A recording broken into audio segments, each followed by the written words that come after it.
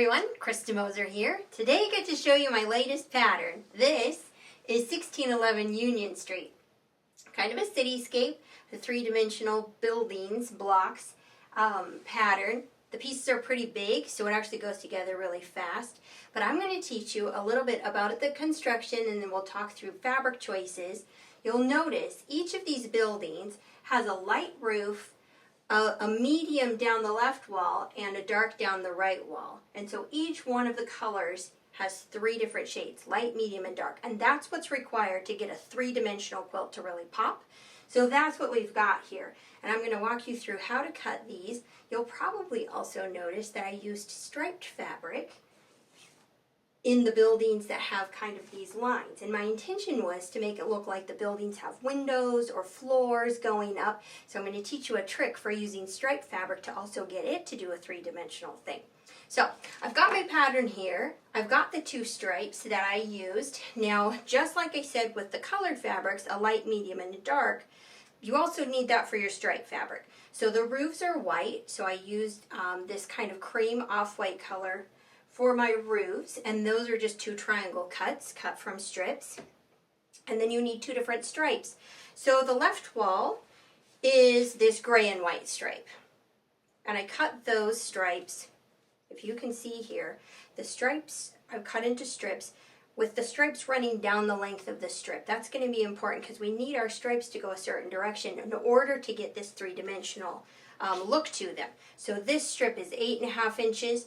That's going to be how tall that building is. And then we've got a 4.5 and a 2.5.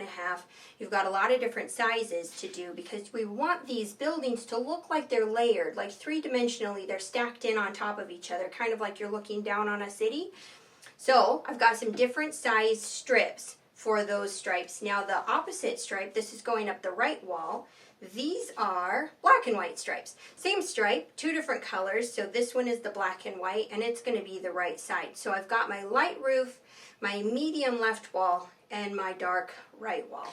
So I think we'll start with the dark right wall here. Like I said, I already cut some roofs. So those will be the triangle cuts here.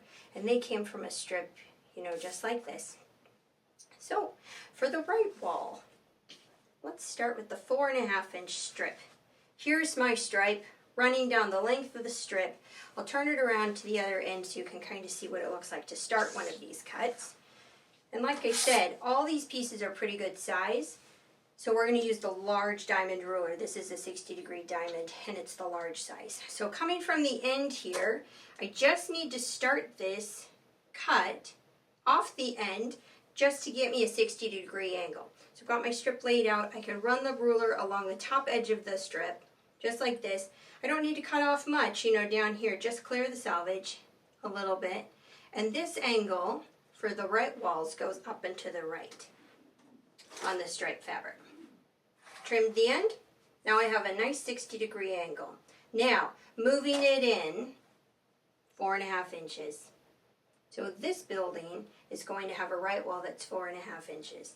And so the 4.5 inch diamond line here comes across the bottom and up the left side.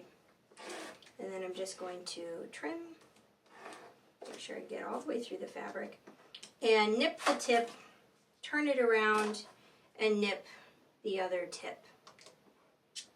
So you can probably see that there are buildings in all different sizes. So what happens when we change up the dimensions? So that's a shorter building. This one here, 4.5 inches, going to be the right wall of a 4.5 inch building.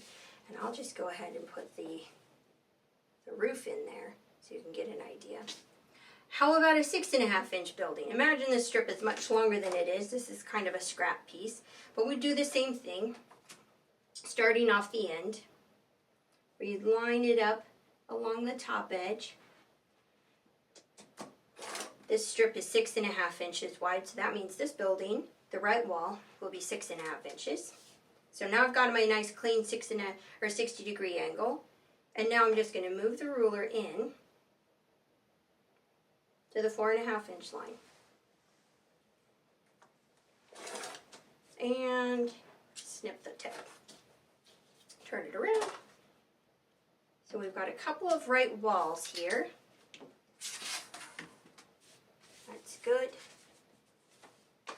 And now for the left wall. So like I said, that is a different color. In this case, I did already cut one of my lightest ones. So that's the 2.5 inch size. Because these buildings, they almost never have the same size walls. You'll notice. It's a long wall here, a little bit shorter here, and then the two roofs. A really short wall, a little bit longer, and then the two roof pieces. That's kind of like what I just cut there. So let's look here. We've got a 6.5, maybe we can do a 4.5. Same thing. And this one changes direction. So I almost made the mistake here. So this is a good learning thing. Turn the ruler. Here the ruler goes up and to the left. So the right wall cuts go up and to the right for the striped fabric. The left wall cuts go up and to the left. Just like this. And I just need to scoot it off the end because I don't need to cut off much to get my 60-degree angle. There it is. And now, coming in to the 4.5 inch diamond. And while I'm here, I'll nip these tips. And I have, we could do this one.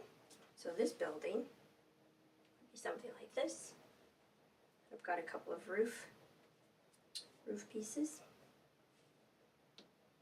Pretty neat. I didn't really put any of the stripe buildings next to each other. I kept them separate, but you get an idea of what those would look like. And then the tallest building is 8.5 inches. So in this case, here's my strip, 8.5 inches. The stripe runs the whole length of the strip.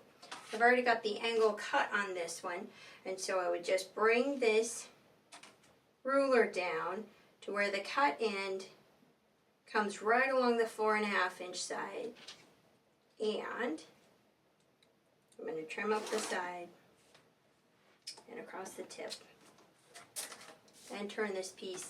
I like to nip these tips as I go because it just makes things so much easier when you go to do final assembly later. So maybe I don't want the 4.5 inch wall. Maybe I want a great big 8.5 inch wall. Make a very tall striped building. Isn't that kind of cool? So you've got all kinds of options. They're of course all written in the pattern, so you don't have to do any guesswork and be creative on your own unless you want to, but that's the idea. Building buildings with fabric out of stripes to get this three-dimensional effect. Now these pieces are going to go into 2 different rows, but let's cut some fabric for the other buildings and I'll kind of show you how to lay some of these out together and how those rows start to form. So we'll leave these right here for now.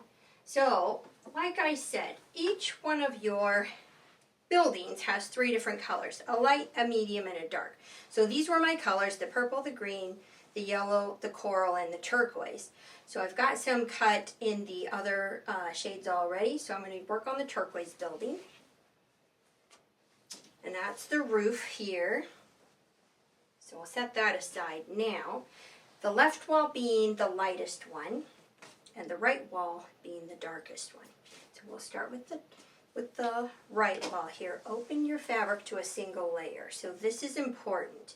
When you're cutting anything like a parallelogram, if you open it to a single layer, you're going to get your right dimension of your piece. If you have your layers doubled over, you end up with 2 pieces and they're mirror image of each other. And the direction of this is important because what we're trying to do is a right wall and a left wall, and that's going to be done in a really specific way. So for your right wall here, now what I'm going to do, turning the ruler this direction so its angle goes up and to the left, and this is different than the way we treated the stripe. So this is all in the pattern, but I'm just pointing that out so you can kind of get an idea. I'm going to come off the end here, just because we need to get the 60-degree angle, again, to trim. Doesn't need to take much off, but. And then, coming in. Now, you get to decide, how big of a building do you want? You know, in this case, that'd be a 4.5 inch wall, and that's a 2.5 inch wall. We've got some longer ones. That one's much longer here. So, I think maybe I'll do a smaller building. And in this case, why not just a 4.5?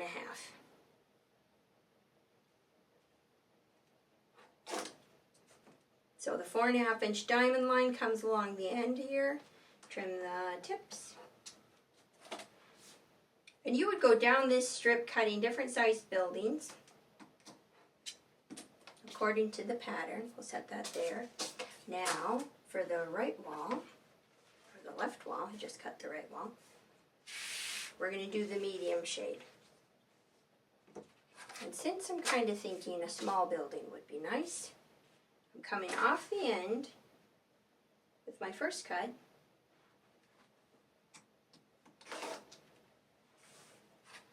And then I'm going to line it up on the 2.5 inch line. So this makes for like one of these really small buildings. Just like this. Turn it around and snip the other tip. Notice that angle goes up and to the right. So this is the reverse of the stripe for these guys, these colors. It just changes things up. Okay, let me clear some space and give you some idea on how this works. So we have the dark one on the right, the medium one on the left, and then the roof comes together like that. These would be sewn in 2 separate rows. So we're going to be sewing these seams here.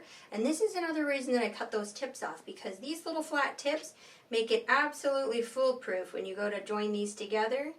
You have the perfect matchup point. You do your 1/4 inch seam, you've got a flat tip on both the start and the stop. So your pieces, once you've sewn this, press the seam open, and then your pieces just line up perfectly. There's no guesswork there. It's just great.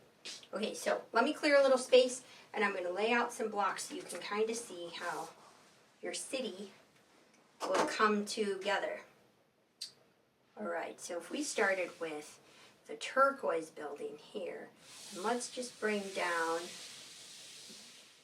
this one here, maybe. That's good.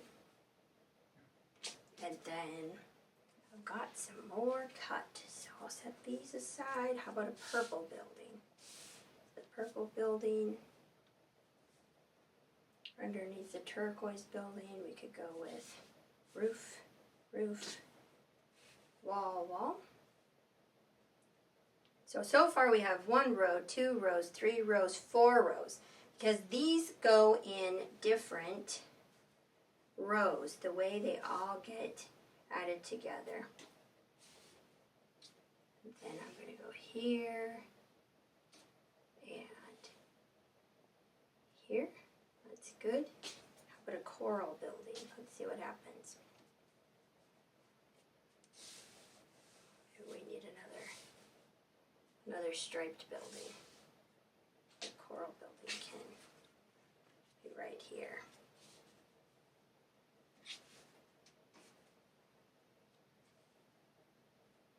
You can just be creative. Now the pattern is really explicitly laid out with the color diagram here in the back.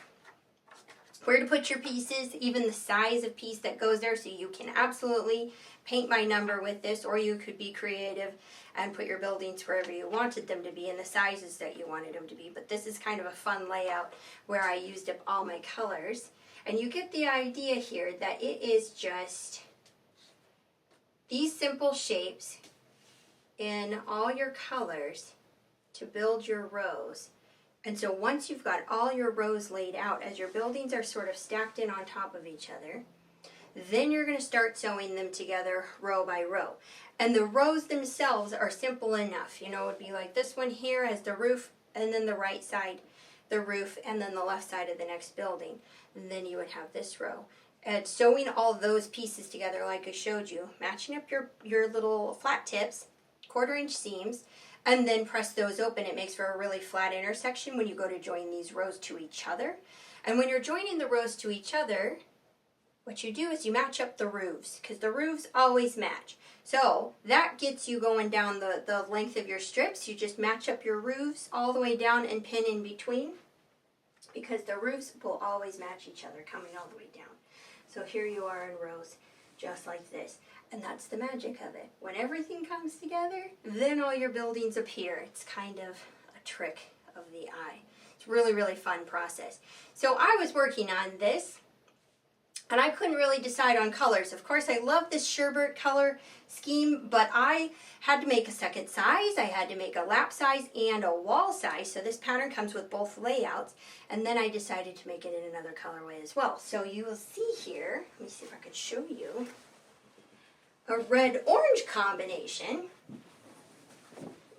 Let me see if I can. This is the red-orange combination, same exact quilt, just different colors. You can see how vibrant that is and really fun to do. And then the color scheme that's behind me. Now the pattern is written around the color scheme that's behind me, but then we swapped out the orange and the red for the coral and the purple. So makes it pretty easy to do that if that's what you're interested in. You can kind of use it as a guide going forward. And then of course I know you guys ask about kits. If I don't do kits, people ask. So I did do a kit in the one that's behind me. This is the sherbety colorway. We're calling it kind of the coral and the purple.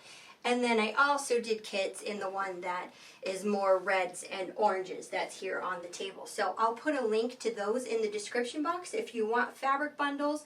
Like I said, each one light, medium, and dark in your color. So you can absolutely work from your stash. You could do it just from whatever you've got. As long as you have light, medium, and dark, you will get this three-dimensional effect to pop through. And I will also put a link to the pattern. 1611 Union Street, super fun to do. Like I said, the cuts are pretty good size, and there's not a lot of strip piecing or fussy piecing going on here, so it goes together really fast.